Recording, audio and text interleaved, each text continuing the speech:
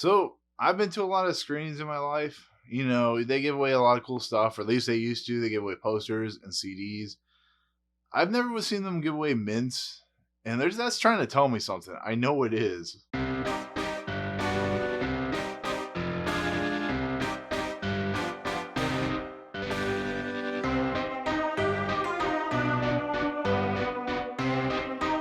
What's up, guys? Welcome to Movie and Boys movie review of Men in Black International, the newest film from director F. Gary Gray. It stars Chris Hemsworth, Tessa Thompson, Liam Neeson, Kumail Nanjiani, and Emma Thompson.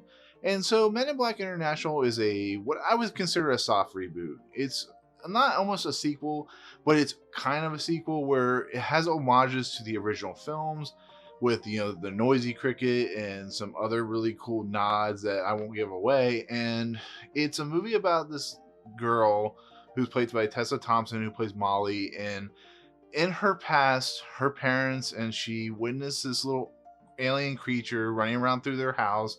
The Men in Black neuralize her parents, and she becomes obsessed because she hasn't been neuralized with the Men in Black to the point where she is discovered where the Men in Black are hiding. And she meets Emma Thompson's character, and she basically convinces them that she has the stuff to become a MIB agent. And so she's sent over to London as an agent in training to figure out basically who is corrupting the Men in Black in London, who the mole is, and why things are not going well.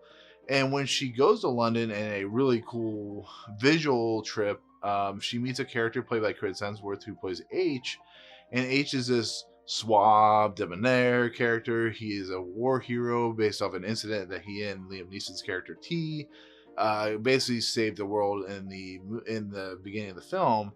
And she has to basically go on a international globing hopping adventure with H to figure out who this mole is, to basically find out why things are happening. And then they find a little device that is basically impacting the whole story, and they're being basically tailed by these characters called the Hive, which are basically an alien creature, kind of like Vincent D'Onofrio's character in the original Men in Black. And this movie does have a lot of similarities to Men in Black with all the alien creatures and the force of things that are going to happen and how the story plays out. But the question I had when I was watching this movie, and I say question a lot because I always question things when I see movies like this, is was a movie like this necessary? Did it need to happen? Not necessarily, but was the movie good?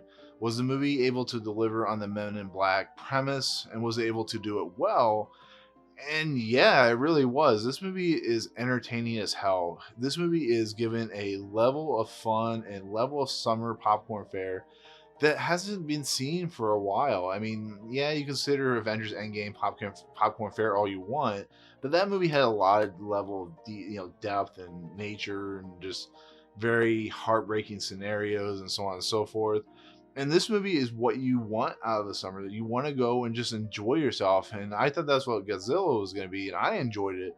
But a lot of people didn't enjoy that movie, and I think that's going to be a lot different here. And that's why I think this movie's going to make a lot more money than Godzilla does, because it's also funny that Chris Hemsworth and Tessa Thompson were in Avengers Endgame and, of course, Thor Ragnarok, because they work perfectly here. The two characters themselves are a lot of fun to watch, but it doesn't work unless you have great chemistry, and that's what Tessa Thompson and Chris Hemsworth have, is fantastic chemistry. You could tell they love working together, and the fact that they were brought in to do a third movie together, it really shows that the people out in the industry really think this is a great pairing. This is a great comedic duo. This is a great action duo. This is just a great fun pairing of people.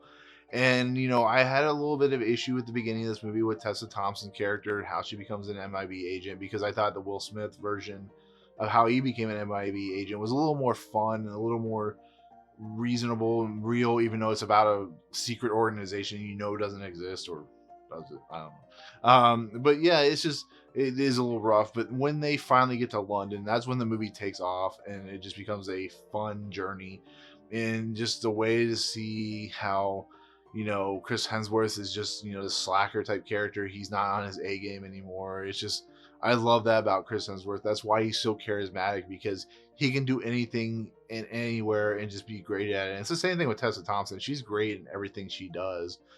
But then we also get Kumail Nanjiani, who's basically playing the sidekick comedic character like Frank the Pug was in Men in Black 2 and Men in Black 3 for a little bit. And to me personally, I like Kumail Nanjiani. I think he's funny as hell. He just has that way about him. You know, I got to see Stuber really early, and I thought he's fantastic in Stuber, and you know everything he's done. He was really good in that Twilight Zone episode he's been in, and he was really good in The Big Sick. And he just has that charisma about him that a lot of people do not like, which is understandable because comedians are a flavor type kind of people where some people are going to hate him and some people are going to love him, and I just love him, and I think he's really funny in this role. He's not basically the comedic character, so he's not given much else to do outside of that. But the fact that they because he's a CG character, his voice work comes out really well, and you can tell it's Kumail Nanjiani just by his voice work. But it's just so good to watch, and it's just so nice, and it's such a relief to have Liam Neeson in here, even though he's been in a lot of billions of other stuff recently, because he's just playing that, you know, his character's called High Tea, by the way, and that's what's funny about it, because his character is like so stern and so just kind of the, you know, the exact opposite of Rip Torn.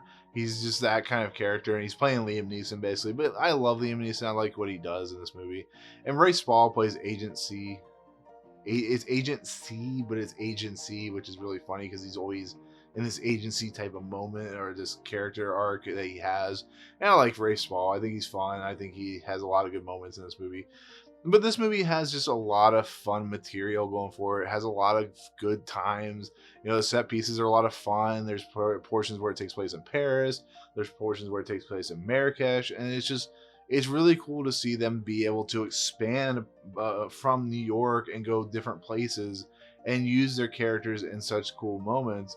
And it doesn't always work, but it works enough to really care about this movie. And I really like the fact that Rebecca Ferguson's in this movie, and she's just, you know, she's only in it for a small amount of time, but the time she's in it, that's why I love her, because she has such good timing and just comedic value, and she's really good in this movie. And I gotta hand it to F. Gary Gray, who's known for doing stuff like The Negotiator and The Italian Job and Straight Outta Compton and one of the Fast and Furious movies. He's able to give his level of depthness and detail and fun and just energetic nature to what he does. And it's why I like him as a director so much, because it's just so interesting to see what he does, because he could be considered a journeyman director, you know, because he picked up the Fast and Furious movies. But I like what he did with The Italian Job, with the remake of that. I like what he did with The Negotiator, which is a very underrated movie and fortunately has Kevin Spacey in it. But it shows that he's able to have fun. He's able to have tension in his movies. And he's able just to kind of make the movie it feels like a Men in Black movie. And that's really awesome. And we once again get Danny Elfman's score back, which just really fits the mood of this movie. And like I said, there's some great homages to the original Men in Black movies, you know. But it's a really cool movie. Has some great visuals. It has a great feel to it. And it's really helped by the charismatic lead. So... But anyways, that's my take on Men in Black International. I hope you enjoyed. If you like what you see, hit the subscribe button, hit the notification button at the top, and comment below on what you think of the Men in Black franchise in general. I know a few people that don't like it, which is fine, but I think you'll enjoy this movie.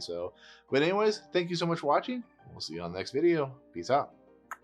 What's up, guys? Thank you so much for checking out Movie Emporium. I really appreciate it. If you want to, go ahead and hit the subscribe button. Hit the notification button and the bell at the top. Find out what's coming next for Movie Emporium. Also, check out these two videos. They're amazing. I think they're awesome. I think you'll enjoy them too. But otherwise, thank you so much for watching, guys. We'll see you next time.